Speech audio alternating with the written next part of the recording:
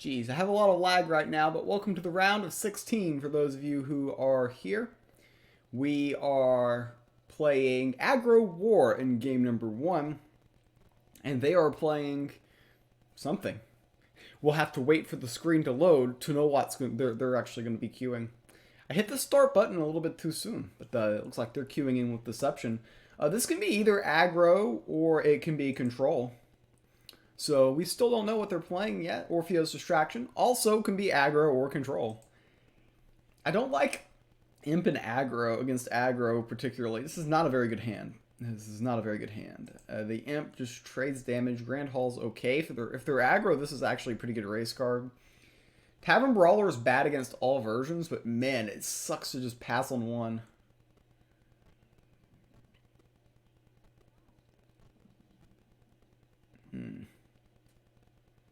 Tough decision. I just think playing this without an ability is better than just passing. It's just one of those gut feel type of things. We don't know if they're aggro or control. Okay, they're aggro. I'm guessing. Yeah, the Shadow of Lethanon is definitely a hey, let's race type of card.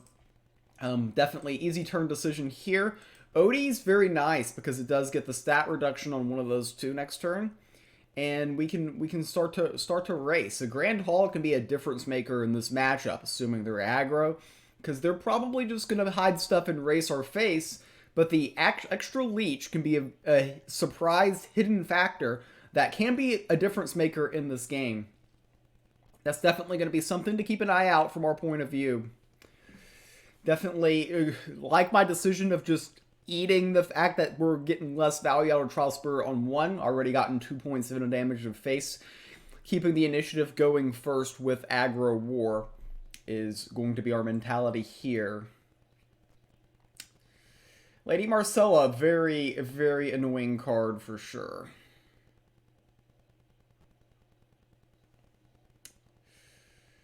Okay, Blade of Sticks was a good top deck. So here, we're going to be a little bit passive this turn. But we will get a couple of 1/1s ourselves.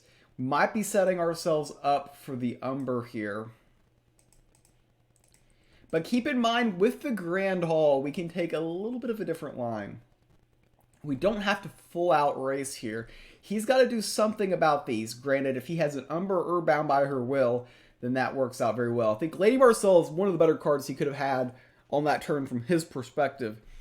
And we had to, we went out of our way to kind of just deal with it. I could have ignored it, but I think ignoring is pretty bad long term. Okay, that's going to deal. And they're going to be able to peel this very, very easily as well.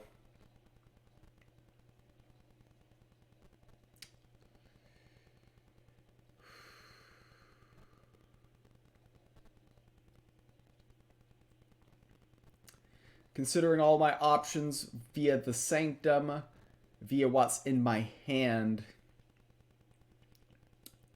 the most mana efficient way that I can play this turn is just incredibly awkward. I can play the Viking Longship, which can guarantee the Grand Hall gets the stat reduction. Though you hate allowing this attack, it's just a very cringe turn.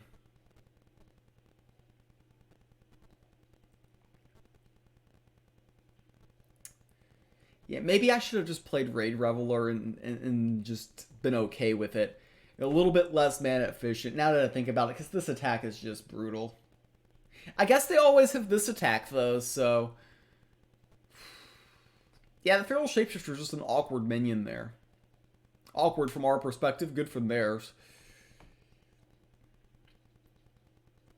I might should have attacked with this because of this in the Sanctum.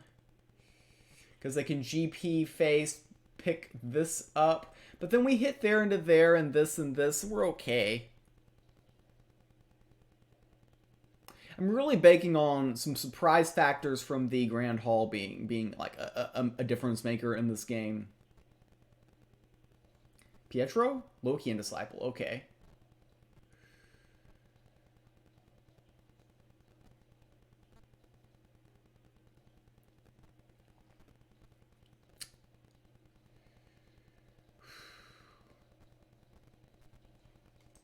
Well, I mean, this is just a 1 health minion that's just going to get picked off if we're not careful.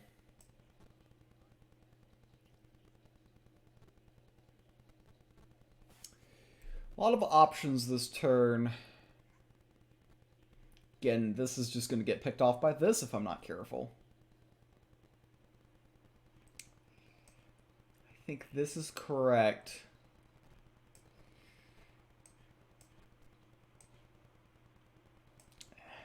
I'm not sure I should be giving up the Grand Hall yet, but we are getting a couple of buffs.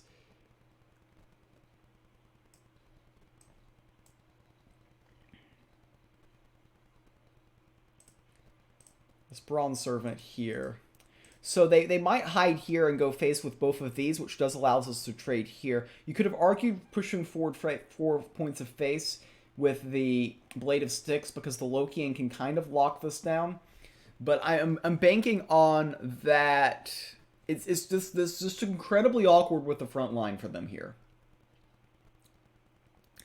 Because they can hide this, but then they can't hide this. Yeah, okay, so interesting. They hit there, which will allow the Blade of Sticks to finish this minion off, and they give up the Cat for the Viking Longship. Ooh, that did not feel good for them. That did not feel good for them. Okay, surprise delivery. Kind of looked bad with the timing on my Grand Hall, but hey.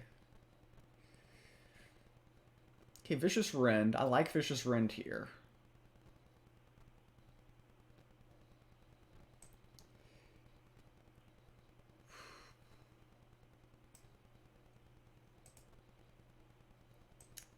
Vicious Rend, and I'm playing this for mana efficiency. The Blitz I don't think is going to be super impactful when pretty much everything they have is hidden anyways. So the body, you could have argued the flank would have been better. I guess with the Battle Orcs and the Sanctum I should have been in consideration of that. But I was also thinking that maybe we play both of these next turn. And I know with the barrels that might not be possible, but that's something to keep in mind.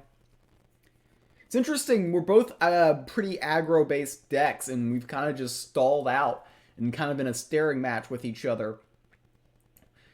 I'm effectively at 20 because of the barrels. They are effectively at 20 as well.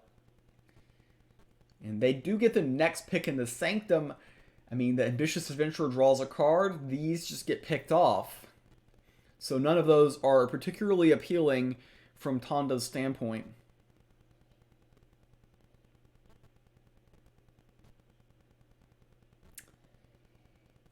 Alright, I'm not able to spend enough mana, unfortunately.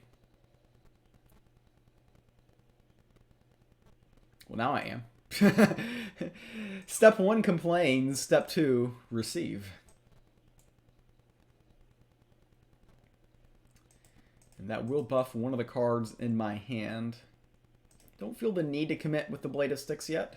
Could have argued, like, there's been like 10 turns this game. I could have gone face with that Blade of Sticks, it feels like, and I don't think any of them would have been bad. But I did pick up the Bronze Servant in the Sanctum to kind of just wait with this, and now there's nothing in the Sanctum that's really annoying. I'm not super worried about most of the cards that he could be running here. So that's kind of my thought process behind this. This has been a very long game for Hidden Rush versus Aggro War. The Grand Hall, I think, definitely extended things. So I think we lose without the Grand Hall. Interesting, Guild Enforcer, not what I was expecting, but definitely a minion that's normally a lot more annoying than it is in this exact situation. We're able to get through that a lot easier than you would normally expect here. I'm going to keep the imp back for now. Keep it back as a surprise. And I'm not going to commit. I'm having relationship issues with this Blade of Sticks. I'm just keeping it out there. Maybe we get another Warmonger Smith or something. Who knows? We're gonna keep this with 4 attack and probably never attack with it. Not surprised to see the peeling of the big minion, but this is gonna be a 5/5 for 3 mana. The Bronze Servant. That's gonna be something to something to note in this situation.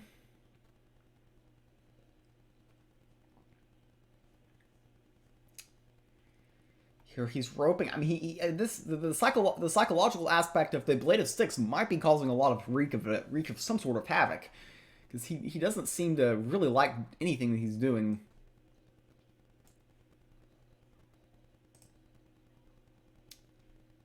All right, let's put a 5/5 out there. I'm gonna hold both of these back. They've got Blitz or God Blitz, and yeah, not interested in the Sanctum at the moment either. We are threatening lethal next turn. I'm expecting that they're going to be playing some sort of defense this turn. That would be my expectation.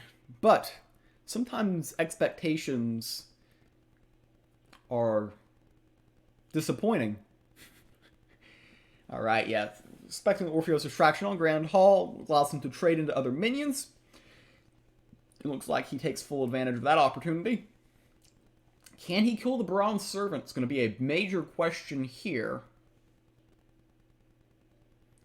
And if the answer to that is no, then he's in a lot of trouble. If the answer to that is yes, then he's in less trouble. So, yep, that attack doesn't surprise me. It's the question they need to be asking, but it is not going to be enough here. We think we had lethal before then, but this is relatively clean here. Grab the Ranger first bow. Oh, wait, I didn't have enough mana to do everything I wanted to do. But the top deck does indeed give it to us. So we can play the Woodcutter Imp here. This goes to the face. The Vicious Rend gets us the win in game number 1, like it did in the round of 32, if you all remember that match.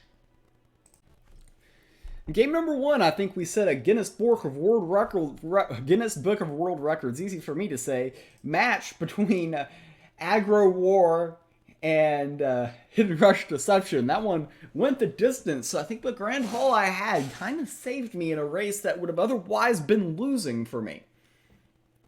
Here we're queuing into game number 2. They're coming at us with magic, and I am coming at them with magic. So this might be a control mirror, and it might be faster than our aggro mirror. Who knows? the game can be strange at times, and this is why we play it.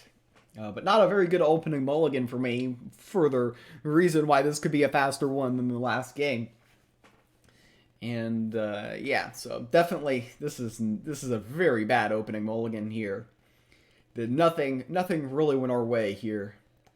Opening mulligan, and we do get the Rune Moth. We're not going to use our Pip. Our deck is rather slow, so conserving our Pip and getting maximum value out of that when we can is of utmost importance. Mage Bolt, kind of expected here. I do not expect this Rune Moth to live. It will probably draw X Bolt. The ironic thing is it would be actually very awkward if they would have played that against me, because I don't have super clean answers to it, but I fully expect this to die, and indeed it does. But we did bait one bolt there, and I'm just going to go ahead, ask a little bit of a question here with the Leyhorde Hatchling. If they can't kill that, we can pick up some chip damage here. We're going to be tossing out some minions, so apply the pressure here, and they've got the defensive mechanisms necessary, which isn't very shocking at this stage of the game. Okay, we're very happy to see the Crystal Tech. This will help us get up there in the ramping category, and I mean, we're actually not really ramping into anything at the moment, but we will be eventually, I promise. Could have argued keeping the second one back. I'm never a big fan of doing that.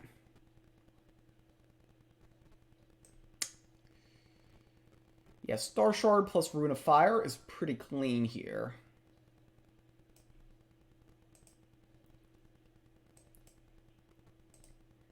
Go ahead, get that off the board. It's a little bit annoying. Unfortunately, we're effectively floating 4 there, which is not what we want to be doing. But we do pick up the 2 points of chip damage. Granted, we did give out the Rune of Fire, which can deal 3. 6 favor picked up there. Getting damage in with these is always feels like an achievement because you're not guaranteed anything with those. And we don't have any of our 7s, which is disappointing actually, because we ramped and we basically just have a bunch of stuff that kills things. So yeah, just playing this for some sort of tempo might be an awkward card for them to just immediately remove.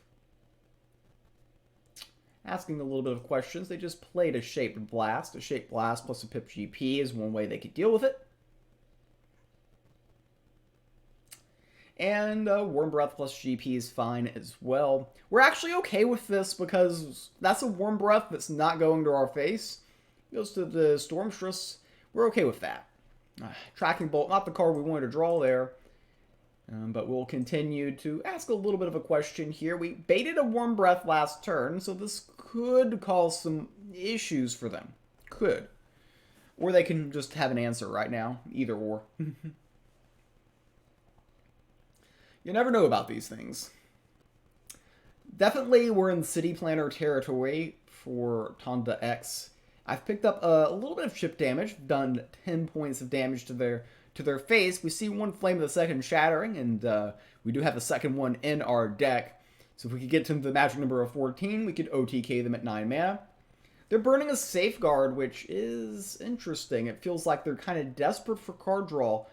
And they do get the Star Shard Bolt, and I'm assuming they have another... Nope, the Mage Bolt's not going to be enough to finish it. So, basically, we don't accomplish too much this turn, but we will get this, which is card draw and a welcome sight. Guild Enforcer is definitely going to be something relatively useful, but let's just go ahead and get out those bookworms. Okay, Second Flame, definitely something that we will be looking at not even that long term. It's not that far away to be thinking about that, actually. And picking up a little bit more chip damage would get us there. The 2 flames is 14 points of damage. And we can do that when we reach to 9 mana. They're picking up the Form of Power, which is definitely what you would expect. We are probably playing Guild Enforcer next turn, unless we top deck something better. Healing Elite would be better. Kaya! Kaya is definitely going to distract one of our bolts. But ultimately, that's all they're going to get. Easy decision there. Got to get rid of Kaya. Got to get the Guild Enforcer down. I'm definitely looking more towards the Ambitious Adventurers, the best card in the Sanctum. They definitely want to remove the Guild Enforcer. They could easily have a Healing Elite in hand. These are things that we have to be very aware of. I'm not saying that there's a convenient way of dealing with it, but it's something that we're going to be aware of. Not surprised to see, yeah, that Guild Enforcer die. Draw another Shaped Blast is pretty standard, have to say. Okay, Ley Horde. I like the Ley Horde here. The reason why I like the Ley Horde is we're getting them very low. We are getting them very low. They can drop the Healy in this turn, which would be very scary. I can basically bet the game and just GP their face to put them at 14, and the turn after I could go for the Jugular with the Double Flame. The question is do they have another Safeguard Incantation? They've already played one, which means they probably have 2 in their deck. But they elect to go ahead and use a Bolt, or they use removal to get rid of my minion there, and alright, another Bookworm. Those generate favor, it's kind of annoying. City Planner. I like City Planner here. Nothing in the Sanctum stops our game plan of winning next turn. The City Planner makes it feel like that maybe Safeguard isn't the safest play, even though Safeguard is absolutely necessary. But you also need Safeguard, and the 7/7 minion does ask a lot of questions as well. So this was a very effective top deck. We are still threatening the Pip into the Flame of the Second Shatterings, the double Flame of the Second Shatterings for lethal here. Really posing the questions to TondaX this turn. And they're going to need a very good turn this turn, otherwise this will be their last turn of the tournament here. The Palace, that's stage 1. Stage 1 is complete. They need stage 2 now. Stage 2 being the Safeguard Incantation, otherwise is pretty much done for them. They're going to go with the Battle Oryx, Pip out the Battle Oryx. That's not going to be enough. We have the Pip, the Double Flame, and we will be advancing to the round of 8. Well, I'll be either taking on, let's see, who is it? Mirage and Caution Fun are playing each other next, and that's a pretty sexy matchup. But we'll get the winner of that, and the winner of my match against the winner of that goes to the Final Four. So we have made a pretty good run so far this tournament, all 2-0 sweeps. And yeah, let the good vibes roll.